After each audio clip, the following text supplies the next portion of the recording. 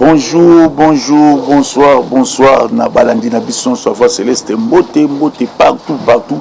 où vous allez kolanda biso par voie internet. To pesi mbote pande kona biso Mustapha corps médical na niveau ya Angleterre. Peto pesi mbote pa Louison du Titi, peto pesi mbote pa Aimez-vous mon bali ya mama Blandine, peto pesi mbote na babone na biso nyonso bo s'abonner pina massivement na chaîne bolingaka mingi La Voix Céleste, peto pesi mbote na Félix Taizon de Kanka, to pesi mbote na ba matetwa nyonso. Lelo toye ko solola boyebi actualité za dominé. Actualité za dominé na makambo ezo korenye na kati ya République démocratique du Congo, surtout na partie ya Est. Pe tokotali sabino pe sous na deuxième volet koyeba insécurité pe muke na kati ya ville province ya Kinshasa, pe tozala masole be tokobetela bino soki ngonga epesela biso pe na tango ya malamu. Tolobaka eloko mille fois tozo senga na ba Congolais ba décideur o ya Congo na bolingo ya Congo, na bolingo ya Congo ba Congolais ba mekana nous ko raisonner concernant date ya le 17 mai au monde. Parce que bolandi déclaration il y a président il y a Rwanda Paul Kagame bolandi déclaration naye apesi déclaration devant l'officier supérieur rwandais ba passer dans deux chambres ba adopter ba passer dans deux chambres ba adopter et là koni ne doit pas sa Paul Kagame assurance et là que doit pas sa assurance ezali date il y a le 17 mai arrivé au basoda rwandais bakota ki a na kati ya Congo.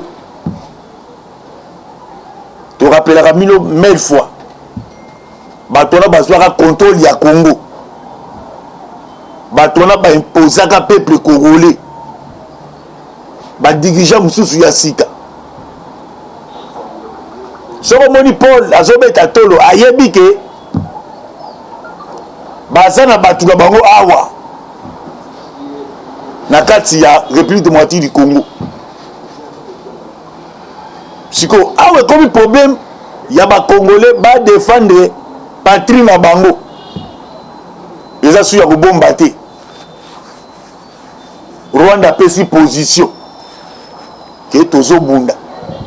Rwanda pesi position tozo bunda. Pe to bunda na kati ya Rwanda te.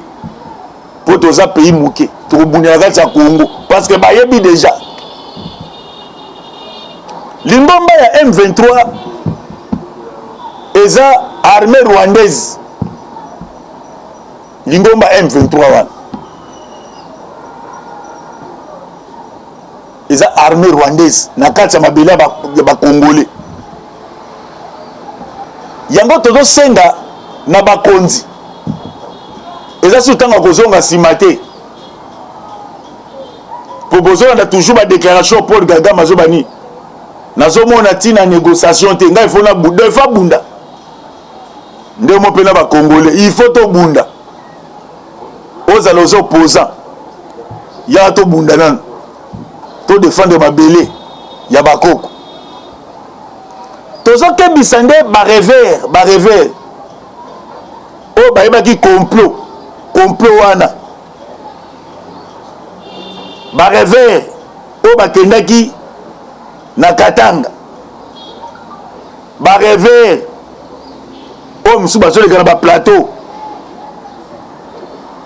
ba revers o bazoba biloba loba era Massalu Sili ya Massalu Sili komi tangu oyo mwana nyonso zonga ako défendre ndako tata topesi merci na force armée congolaise, la police congolaise, service de renseignement congolaise, na détermination bazanango pour la patrie. Et armée congolaise baza déterminée. Awa armée congolaise bakongo tali na kaka commandant suprême pe ba ministre ya ba français belé te comme ma bitumba et là sous ma comité ko moni bon voisinage esili et comme bitumba poni ne comme bitumba ba Rwandais na mutu na bango bayiba ke parti ya est wana parti na bango nde basinyaka accord ya Romera c'est comme état solo donc Paul Kagame abimisi pena nketo na ye nketo et na mutu Paul Kagame ayiba ke Tshisekedi donc Tshisekedi neti Tshisekedi mais nzoka tebe Tshisekedi aza grand joueur donc Tshisekedi siko adribé Paul Kagame et quand repese moulayi na ko o basinya Romera wana na bisio bako moko bidon tala siko mboke comme ko sibi ba pression ya erreur bato basalaki soko tala erreur wana ezati Tshisekedi temta sa asinyala ko Rwanda kubandela Kabila tata ekiti na mwana ke ba donc boko zo na bino boko zo na bino bo exploiter na bino ba rebelle bo ya na bino même yo proposé zo tala biso surtout na ko s'adresser na opposants ba des pères et des mères so zo poser double nationalité koko ta masolo te pour date timbeli bino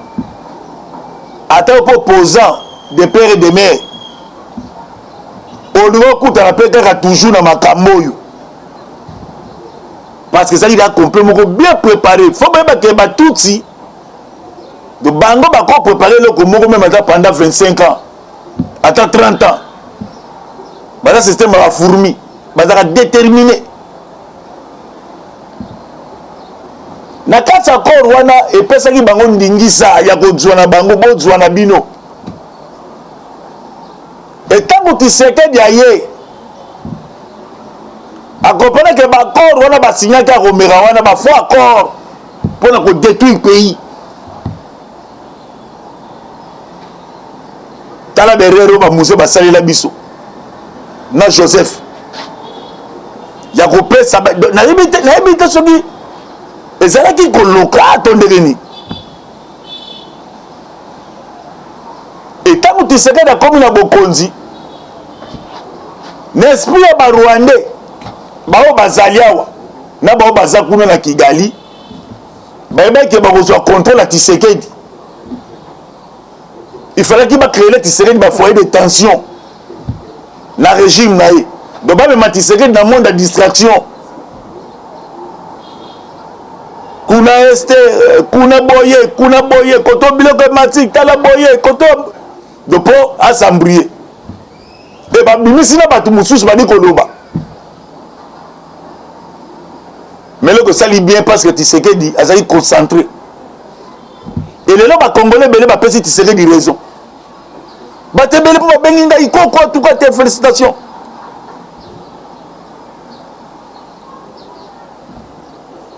donc souci azala kini ba banda kaka même opération na bango ya ko exploiter ba minerai à Congo. Oh, tout le monde va Moïse Katumbi là, Kabila, Salao. Bango de bapesi rapport pas yana ba Paul Kagame. Que vient awa moi ils ont suscité. Armée congolaise déterminée. La police déterminée. Tu vois Paul Kagame il bloque la moté mesuki ende moté mesuki. Moté mesuki pas Paul Kagame.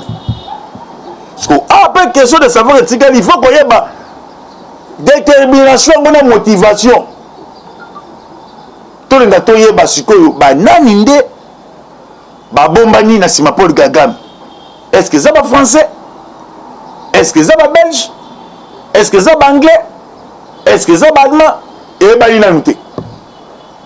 Parce que ma partenaire peut être Tshisekedi côté il faut identifier. Non, on a derrière Paul Kagame. Ah, c'est la déclaration musclée. Que tokobunda tokosala guerre tokozongisa guerre mo tokozonga kote utaki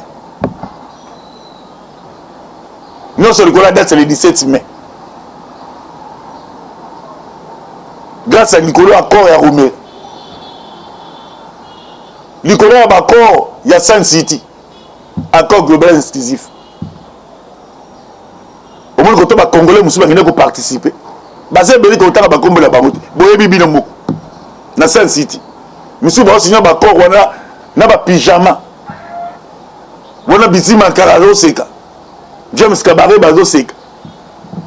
achana signer ngala ko sala boya tsaka metala sikoyo koto eloko wana komeli biso do ba congolais bazu conscience que ba rwandais ba bima mais ba rwandais ba sali pe déclaration ko banda na chef d'état major na bango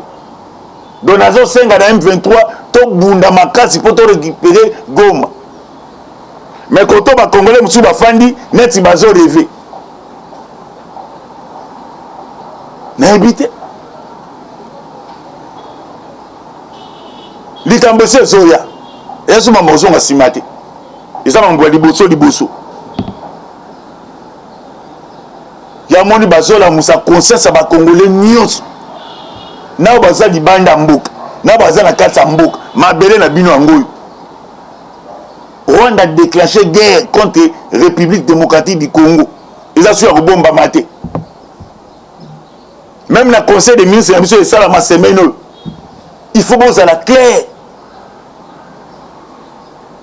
ce conseil des ministres Sili il faut ministre d'information il faut expliquer ba ikombo kama komini ba sololi kuna photo yeba ils ont mamba bomba té ils ont su rebomba té ototo bomba o koto yo population ba peut-être population saibike Rwanda a déclaré guerre na biso potonde ko le mais Rwanda eloka muke kama ka mwana au Rwanda parce que yona bibo so la obunda sko officiellement pena bo mona ngai sko ka bo fanda sko le bo so la nete ba congolais négociation people gaga maboyi négociation abina on négociation c'était pour la moni ils ont boutique na rien kanda lokwa c'est nous ko bakangi ba bespion na tinda kyao bakangi bango siko kande mati asali déclaration na azali libre na mboka na habite photo bundarak to bundana Congo siko ba congolais FARDC azo bunda yango to senga ba congolais nyonso to zonga na sens ya patriotisme nde mobuta lobaki tata bo moko mokonzi bo moko ekolo bo moko to zonga nan makambo utaki musika makambo nyeko makongo na agitation bo poza ba bimi na agitation population ko to komi na agitation média ko to pe agitation mais chef de l'état fande qui calme humble aibe monde ko sala parce que moni ke bandoki ba mo ba mi bimisi na poisse parce que yom tonde ko lo bakeno tu sais que il va passer sa mot d'ordre te bon de susté c'est-à-dire quoi Rwanda pesi mot d'ordre biso to pesi de mot d'ordre déjà koto congolais nyo so partout aux alliés au moni mutazo le songe identifié ya ko les susté bozo ba kutu na se ya ban passant des na seona na chaîne la voix céleste lisungi tozo senga po tozo ko organiser maman na marche pour na soutenir ba FARDC na biso pour likambo de combien ba congolais nyonso oza congolais d'origine de père et de mère numéro 1 na se contribuer parce que quand l'armée bundaka l'armée va sentir que derrière les populations aza pour y c'est ça armée a cette réforme sur l'information et pas la population et bah vos informations il faut voir la armée mais ça a été que yo fandi au moni tout hier la fandi le gars appelle ça $100 pour le belé na TV na radio il y avait carrément au kangayo carrément au kangayo pour groupe mususu o balongwa ki na vague ya Grand Katanga bayaki ba rebelle ba là to ba donc ba côté peu déjà na Kinshasa to si ba formation bolibo créer et le na Kinshasa na mois de juin donc bolibo créer le moment na Kinshasa na mois de juin donc groupe va tout donc tala ah Congo tu serais là comme un dictateur ils ont tout sous bakangi ba osambi sauter donc ba condamner ka mbala moko wande discipline écoute toujours que informer bino et ça na groupe batu musuba ote katanga kachamata ba kota l'état que ba commerçant makambo Paul Kagame le bibo bo so na négligence té bo considérer en auto considérer en ayebi makambo alobi ayebi na kati ya capitale awa eza na batu ya barwandais o pepe ida bomba bango awa batuti bali mpona kolandela vi nyonso ya bautu bazosala mais soki rando na bino na bautu na batuti bo osisa ngula na Kigali parce bakoti lokola misu baye konati ba commerçant toyebi déjà mbalo baboko sa formé batama boma et si bakoti na besprit na bakona kati ya capital bakotaki déjà donc bapanzani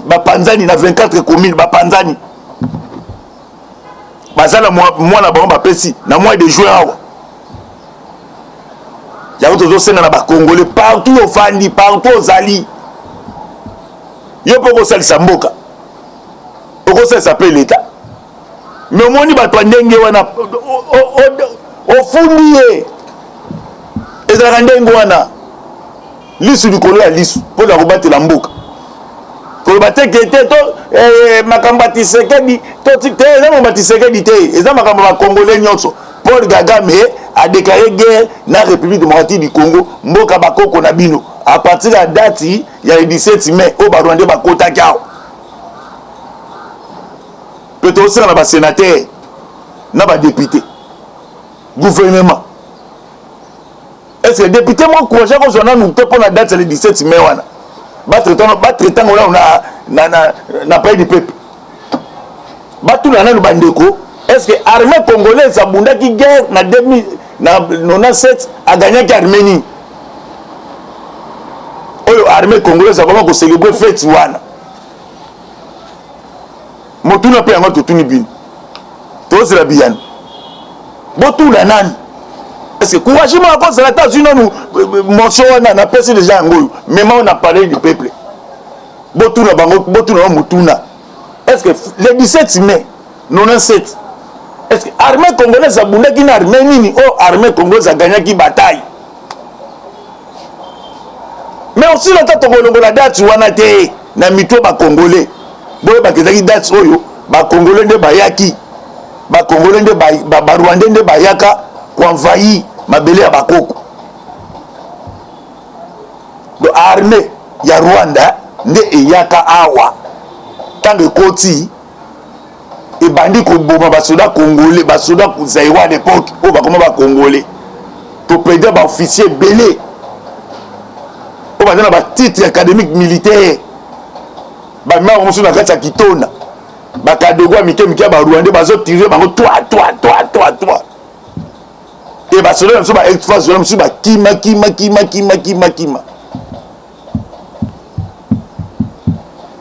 eza dati moko ya mabe dati omoni Rwanda ki kozwa biso en otage awa tomoni si esclave na bango et Rwanda comment ko imposer biso nana yebi yango te Afrique mo bayebi que Congo Rwanda soit Congo en otage Rwanda comment ko décider di bolongola oyo botia onani po bomonaki bopoza moko Congo la totanga kombo te tena zo senga na ya Paul Kagame cour constitutionnelle ko publier na ototo za Paul Kagame ya vous comprenez vous koma déjà ba Rwanda ba sur Kabila ba imposer biso Joseph awa a sali 18 ans plus 3 ans à papa pour la vie ba tuna mais ko kala bi po nini kasi musée petanga yaka na te musée kina ba soda te musée ba soda ke congolais autochtone batiaki na moto ya groupe wana ezalaki James Kabarebi bamoni kete esone bien te photo zokaka congolais muza azalaki na ni soda yo bazaka yo ozalaka wana liboso etake congolais tokende la majorité armée ya bapaya nde eyaki soki nzambe asungi na deuxième fois tozonga oya mpena livre il faut bana bayeba boklike bana iloko moko ya motu te do histoire moko ya mabe tala soo nango yango so nango yango eza momba Tshisekedi te Tshisekedi mutu aki na baarmée rwandaise te na kati ya Congo wana mutu wana te faso boto moni Tshisekedi nde mutu papa bino mpe état de droit mpe lokuta mabe te bozoba biloba loba ebele donc aleki mpe na TV oto Tshisekedi mutu le 17 mai wana eke le 17 mai wana Tshisekedi chef de l'état quand on a besoin de défendre un mbongo donc c'est dit au bon ça donc n'habite sur classe du bleu butanga le toza na bitumba na bato bakota le 17 mai bazo Congo en otage tant tu serais comme chef de l'état bango na mituna mo bayi ka que non ba kozwaka contrôle la Congo donc si tu serais dans ça la négociation ba ah il est quoi mais tu serais dans au-delà à dribbler bango mais là on comprend que non tu serais dans tiki bango écart surtout au sani de to bundaka mutu enquête et ça comme tu serais dit moko te et ça makamba ba congolais nyonso mwasi mobali papa mwana telema wandi société civile neste mobimba bapesi moto bobi partout ozali telema ko bateke do mongu azokotelo na ndako esa koti abandi kobeta yozo bate to négocier kaka ya habite na ndeko na zobeta babundaka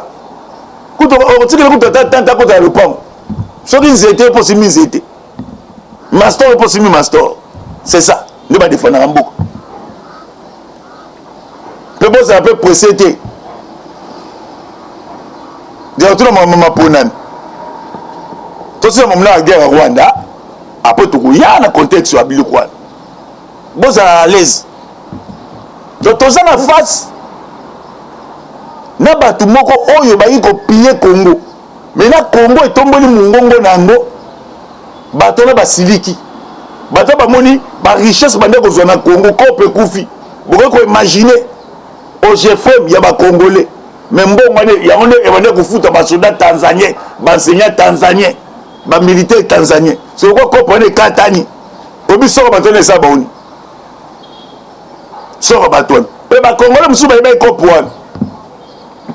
bakongolais mosusu bayebai kope wana sokokwa kope wana ekatani nde omoni agitation ebandi e bapesaki kope wana na opposition e moto asali déclaration Paul Kagame akompane ke na kati ya Congo opposition eza nango te nde Tshisekedi alobaka Tshisekedi de paix IDPS au pouvoir opposition les insultes après et Paul Kagame bakompane ke non boposa congolais baza pena na maturité te bana maturité te tikaka mboka na mibimiselanga kaka nayimbisaka ya guerre mais or que Paul Kagame azobosana ke na corps cadre ya Addis Abeba asinyaki na corps ya Kenya asinyaki sikoyo eloko nini oyo azolinga lisusu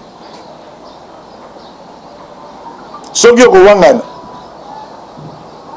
na histoire ekokanga yo kaka